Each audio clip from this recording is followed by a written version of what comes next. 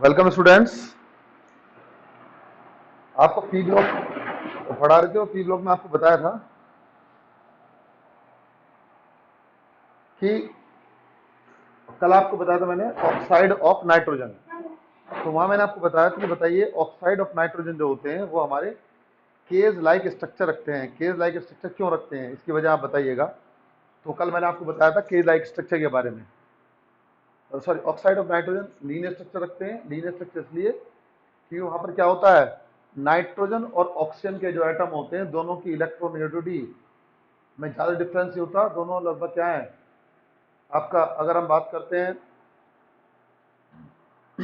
Nitrogen की तो 3 electronegativity होती है, ऑक्सीजन की 3.5 होती है। तो सेम इलेक्ट्रोनेगेटिविटी होने कारण उनके जो 2p एटॉमिक ऑर्बिटल होते हैं आपस में ओवरलैपिंग कर लेते हैं। ओवरलैपिंग करने के कारण वो क्या करते हैं, आपका लीनियर स्ट्रक्चर बना देते हैं। लीनियर स्ट्रक्चर शो हो जाती है वहां पर। लेकिन अगर हम बात करते हैं ऑक्साइड ऑफ फास्फोरस, तो क्वेश्चन बताया था मैंने कल कि why oxide of phosphorus sorry have cage like structure. जो ऑक्साइड ऑफ फास्फोरस होते हैं वो केज लाइक स्ट्रक्चर क्यों रखते हैं, क्या वजह होती है।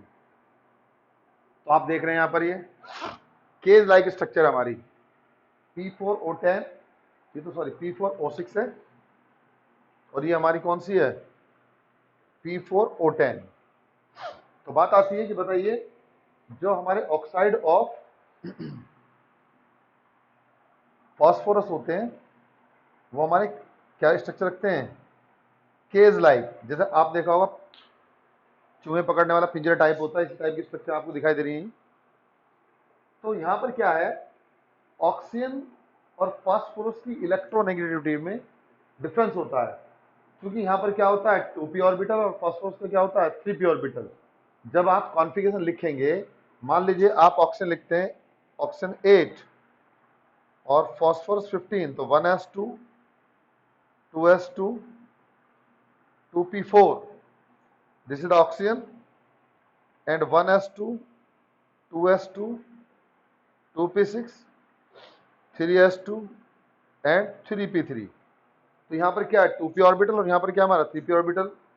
तो 2p और 3p की एनर्जी में क्या होता है, डिफरेंस होता है। 2p और 3p की एनर्जी में डिफरेंस होने के कारण यहाँ क्या होगा, p पाई p पाई बॉन्डिंग नहीं होगी। और जब p पाई p पाई बॉन्डिंग नहीं होगी तो क्या करेंगे, ये आपका लीनियर स्ट्रक्चर नहीं बनाएंगे। उस केस में क्या करेंगे, केज लाइक स्ट्रक्चर बनाते हैं। तो देखो यहाँ पर एक फास्फोरस से क्या है, हमारे 2 ऑक्सीजन नहीं जुड़े, 30 ऑक्सीजन नहीं जुड़ा। हर फास्फोरस 3 ऑक्सीजन जुड़े होंगे। इसे देखो 1 2 3, इसे देखो 1 2 3, इसे देखिए 1 2 3।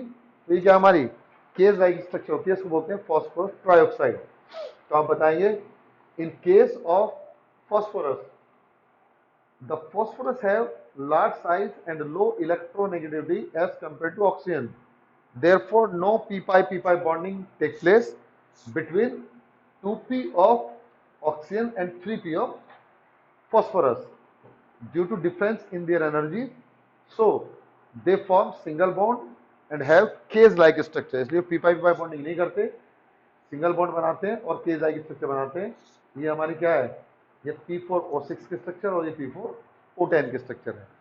तो इस तरीके से अगर आपसे पूछता है ऑक्साइड ऑफ ऑक्सीजन, ऑक्साइड वाले में, ऑक्साइड वाले मोस्टली क्वेश्चन ये आते हैं कि बताइएगा ऑक्साइड ऑफ नाइट्रोजन हमारे लीनियर स्ट्रक्चर रखते हैं जबकि ऑक्साइड ऑफ फास्फोरस हमारे केज लाइक स्ट्रक्चर रखते हैं, ऐसा क्यों। अब उसके बाद आपके कंपाउंड आते हैं, जो मेन कंपाउंड है आपके यहाँ पर।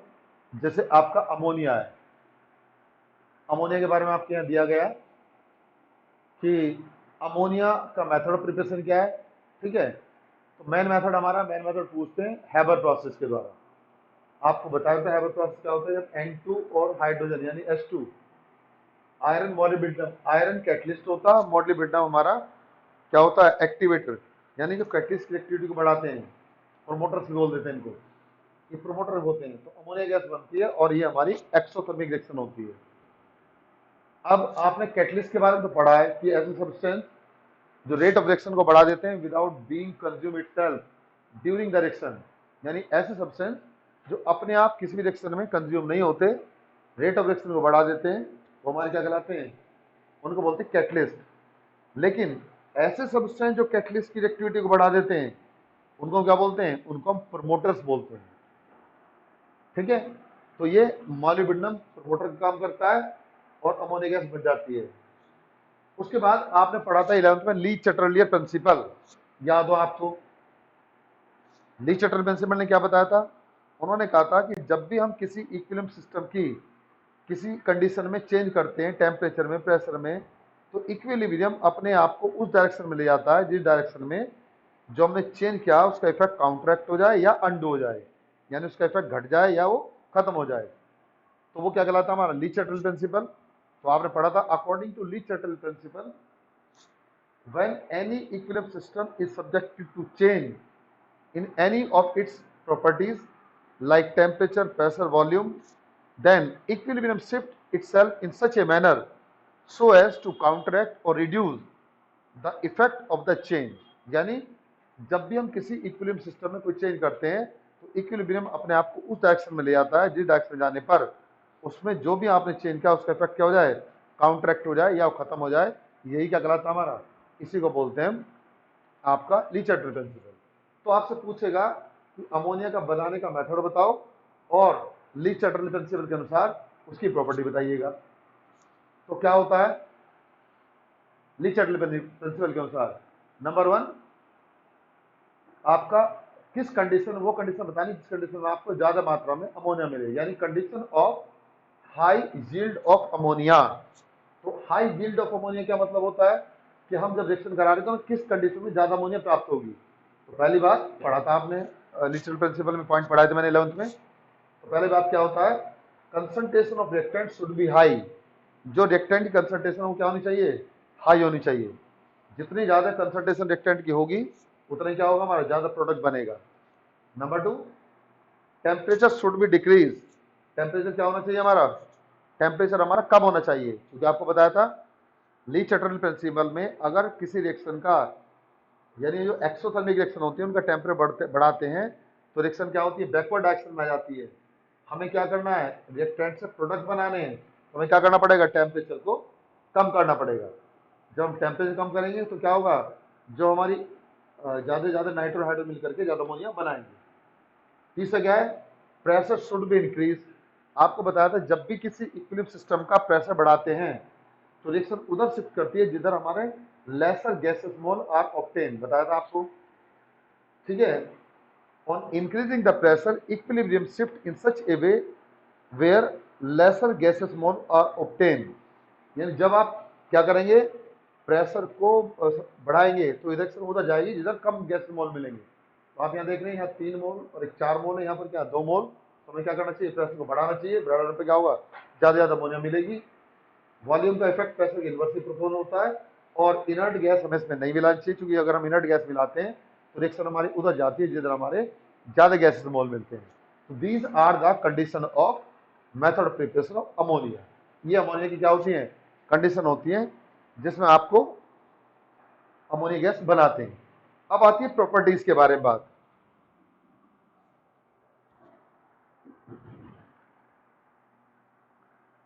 तो प्रॉपर्टीज क्या होती है बेटा?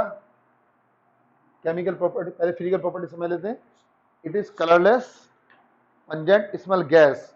इसकी क्या होती है? अमोनिकल गैस, एक कैरेक्टरिस्टिक्स होती है इसकी। ठीक है, it is soluble in water and alkaline in nature. Soluble होती है वाटर में और एल्कलाइन नेचर में होती है। अब केमिकल प्रॉपर्टी में पहली बात आती है आपका नंबर 1, रिएक्शन विद वाटर। जब हम क्या करेंगे? अमोनिया की रिएक्शन कराते हैं वाटर के साथ तो क्या बनेगा? Ammonium hydroxide. ये क्या हमारा बेस बनता है। ठीक है, इसका मतलब क्या है? बेसिक नेचर में। Number 2, reaction with acid. जब आप एसिड से रिएक्शन कराते हैं तो क्या होगा? सॉल्ट फॉर्मेशन होता है। सपोज कीजिए आपने अमोनिया लिया प्लस HCl लिया, मिल क्या बनाएंगे? Ammonium chloride. ये बेस है और ये एसिड है, क्या बनता है? साल्ट बनता है। रिएक्शन इंडिकेट करती है कि जो अमोनिया है हमारी वो क्या है, बेसिक नेचर में होती है। नंबर 3, रिएक्शन विद क्लोरीन, बड़े इंपॉर्टेंट है, मैंने क्लोरीन में बताई थी रिएक्शन आपको। जब हम अमोनिया की रिएक्शन करते हैं क्लोरीन के साथ, दो कंडीशन मैंने आपको बताया था बेटा। एक बताया था जब क्लोरीन एक्सेस में हो तो क्या बनाएगा, नाइट्रोजन ट्राइक्लोराइड प्लस 3HCl। ठीक, इसको 2 ले लीजिएगा, उसको आप 6 ले लीजिएगा। ये तो तब है जब हमारी क्या हो, एक्सेस में क्लोरीन होती है। और अगर एक्सेस में अमोनिया हो,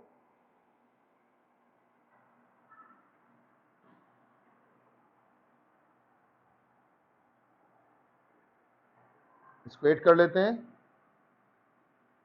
क्या बनाएगा बेटा, ये बनाएगा नाइट्रोजन और प्लस अमोनियम क्लोराइड।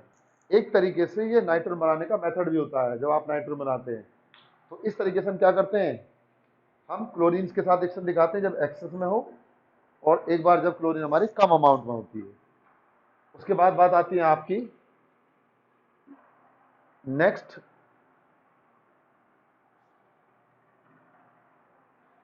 क्या होगा जी, reaction with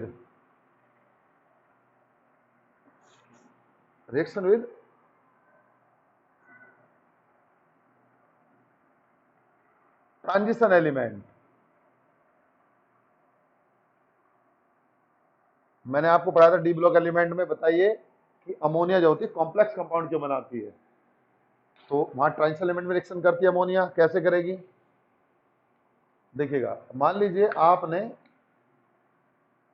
A copper ion ले लिया और उसमें अमोनिया मिला दिया, क्या बनाएगी, CuNH3 2+, ब्लू कलर का कॉम्प्लेक्स कंपाउंड बनता है।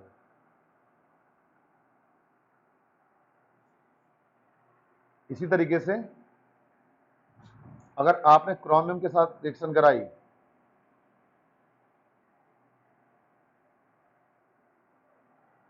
तो ये बनाती है complex compound CrNH3 whole 6⁻³ plus. कैसा होगा ये आपका ग्रीन कलर का कंपाउंड होता है, ग्रीन कॉम्प्लेक्स। इसी तरीके से अगर आपने रिएक्शन करा दी सिल्वर के साथ,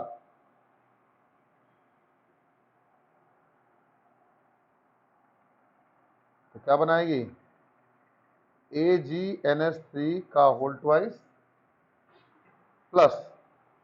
तो ये जो आपके कंपाउंड आपको दिखाई दे रहे हैं, ये क्या है हमारे, ये सब हमारे कॉम्प्लेक्स कंपाउंड होते हैं। ट्रांस एलिमेंट के साथ रिएक्शन करके कॉम्प्लेक्स कंपाउंड बनाती है। उसके बाद आपका नंबर 5,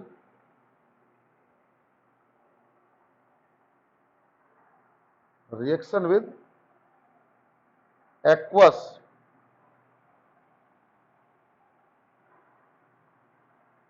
NH3। अब आप कहेंगे एक्वस NH3 क्या मतलब है जी, एक्वस NH3 का मतलब होता है जब आप क्या करते हैं, इसको डिसॉल्व कर लेते हैं वाटर के अंदर। तो हम क्या करते हैं, अमोनिया लेते हैं प्लस वाटर लेंगे, मिलकर क्या बनाएगा, अमोनियम हाइड्रोक्साइड। जब हम फेरिक क्लोराइड के साथ रिएक्शन कराएंगे अमोनियम हाइड्रोक्साइड की, तो क्या बनाएगा, FeOH whole thrice plus 3NH4Cl। White precipitate होता है फेरिक हाइड्रोक्साइड का,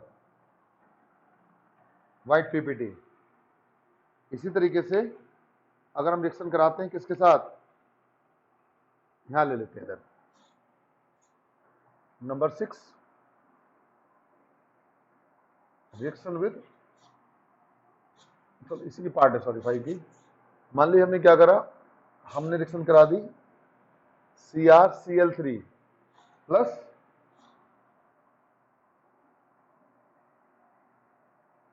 क्या बनाएगा ये? Chromium hydroxide.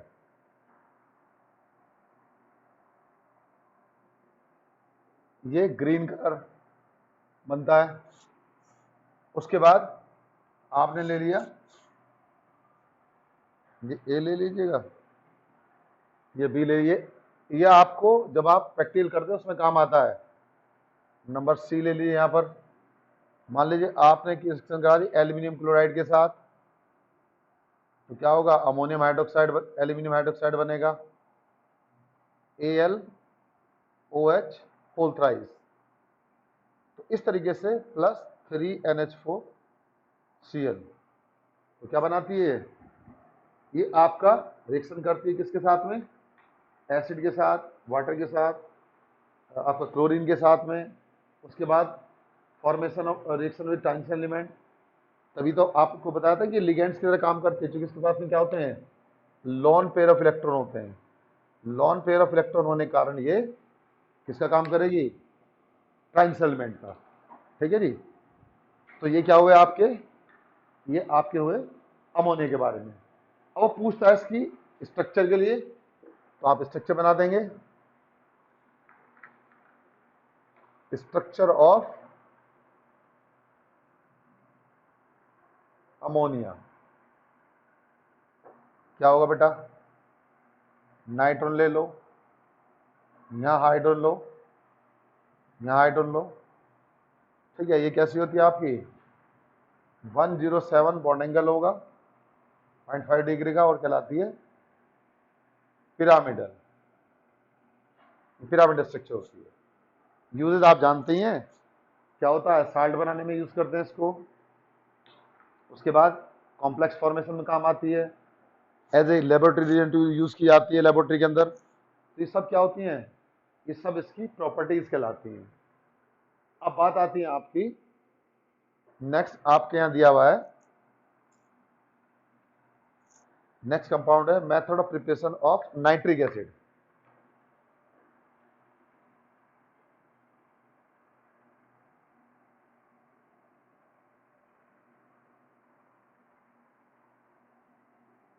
Method of preparation of HNO3 क्या होगा? जब हम इसकी अमोनिया सेक्शन कराते हैं, हम क्या करते हैं? अमोनिया लेते हैं प्लस ऑक्सीजन लेते हैं, प्लेटिनम की कैटलिस्ट होता है, रिएक्शन करके बनाएगा आपका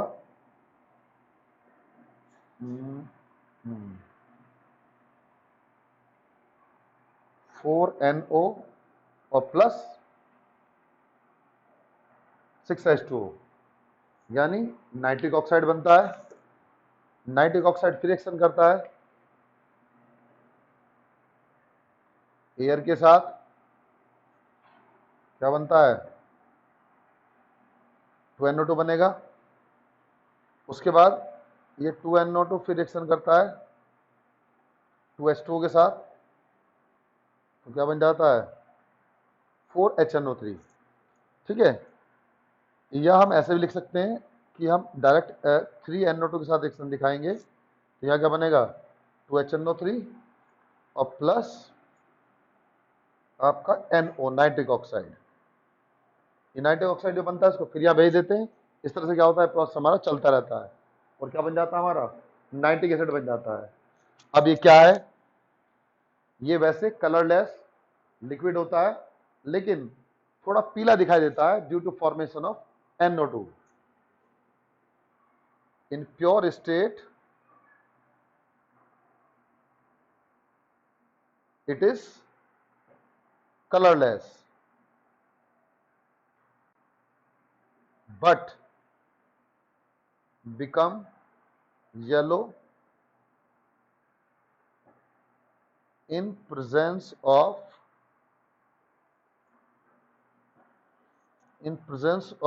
NO2। ठीक है। उसके बाद फिर इसकी क्या आती है? Chemical properties.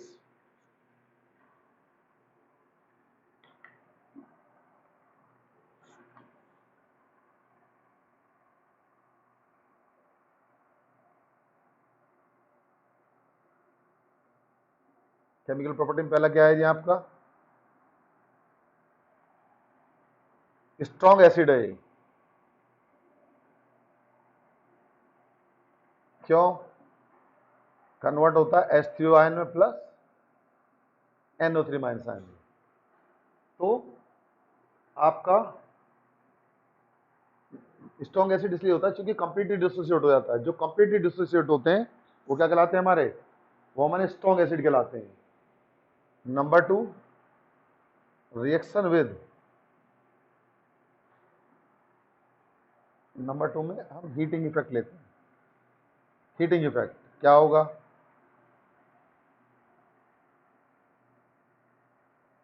Heating effect, heating effect में जब हम क्या करते हैं, गर्म करते हैं नाइट्रिक एसिड को, तो क्या होता है? डिकम्पोज हो जाता है किसके अंदर? 2H2O में प्लस 4NO2 में और प्लस ऑक्सीजन में। इस तरीके से ये आपका नाइट्रोजन डाइऑक्साइड बनाता है, ऑक्सीजन बनाता है। तो ये हमारी गैस की केमिकल प्रॉपर्टीज हैं। उसके बाद में आता है आपका 3, रिएक्शन विद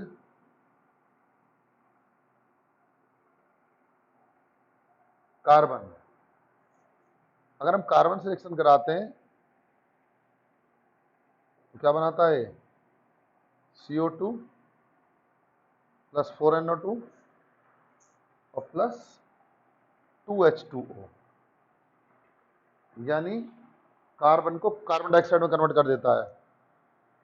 इसी तरीके से 8 2 10 12, number 4, reaction with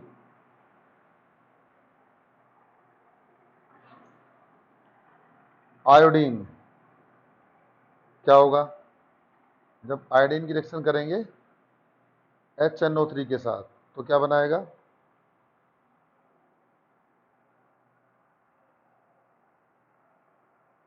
iodic acid बनाता है, प्लस NO2 बनेगा और प्लस हमारा H2 बनेगा। यहाँ से क्या हुआ? बैलेंस करेंगे इसको, 6 2 8 और 1 9, और अगर मैं इसको क्या करता हूँ 6 कर देता हूँ तो क्या होगा? 3H2O और 4NO2। तो क्या है हमारा यहाँ पर ये बेटा? आपका 6 2 8, 6 2 8 हो रहे हैं, और उसके बाद में हमारा 6। अगर मैं इसको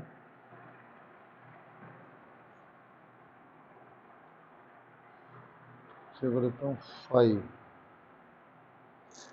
और 5 करता हूँ तो यहाँ पर क्या हो जाएगा?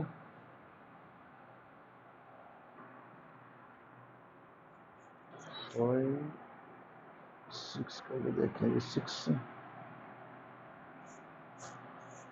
और ये 4H2 यहाँ पर आ जाएगा।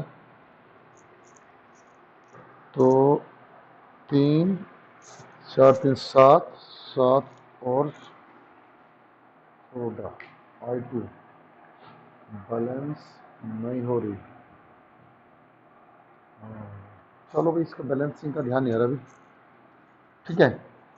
उसके बाद आपका रिएक्शन विद जिंक, दूसरे एक्सपोर्ट लेते हैं। Number 4, reaction with zinc. Zinc के साथ में क्या होगा? Zn plus 4HNO3। एक बार बनाएगा जिंक नाइट्रेट प्लस 2H2O और प्लस 2NO2। जिंक नाइट्रेट बनेगा और आपका 2H2 बनेगा। उसी के बाद Zn प्लस आपका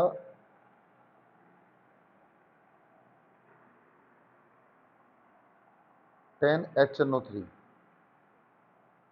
यहाँ क्या बनेगा, ZnO3 का होल ट्वाइस प्लस 5H2O और आपका प्लस 3 2 5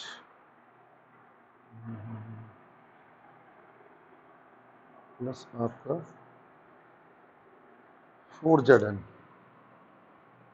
यहाँ 4 ले लेंगे हम, यहाँ रहेगा N2O, लाफिंग गैस बनती है, ठीक है। एक बार डाइल्यूट एक बार कंसंट्रेटेड। उसके बाद भी क्या होगा,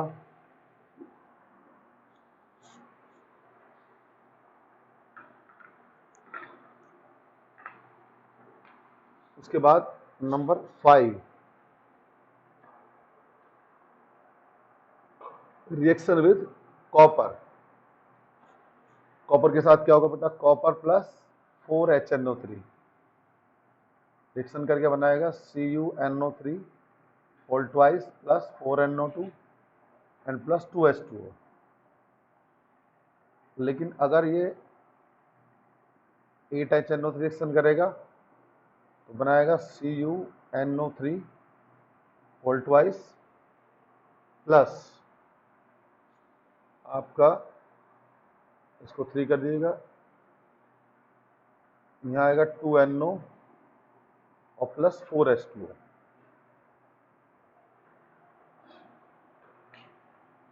तो देखिए, जब ये जिंक HNO3 के साथ रिएक्शन करता है, एक डाइल्यूट एक कंसंट्रेट के केस में, तो एक बार क्या बनेगा नाइट्रोजन डाइऑक्साइड, एक बार क्या बनेगा लाफिंग गैस N2O, कॉपर के साथ रिएक्शन करेगा, एक बार क्या बनाता है हमारा ये NO2 बनाता है और दूसरी बार में नाइट्रिक ऑक्साइड बनाता है। तो इस तरीके से ये हमारी क्या है HNO3 की प्रॉपर्टीज होती हैं, जो मेनली आपसे जिंक और कॉपर के बारे में पूछता है। उसके बाद आती है structure of HNO3 sorry, structure of HNO3 क्या होगा, HONO एंड O।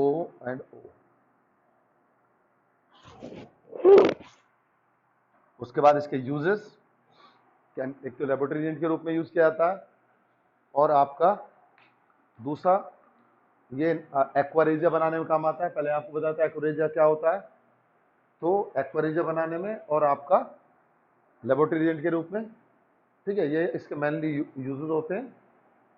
अब आपका पी ब्लॉक एप्रोक्सीमेट यहाँ पर फिनिश हो गया।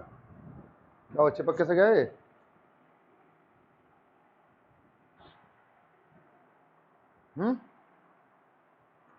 चिपक कैसे गया,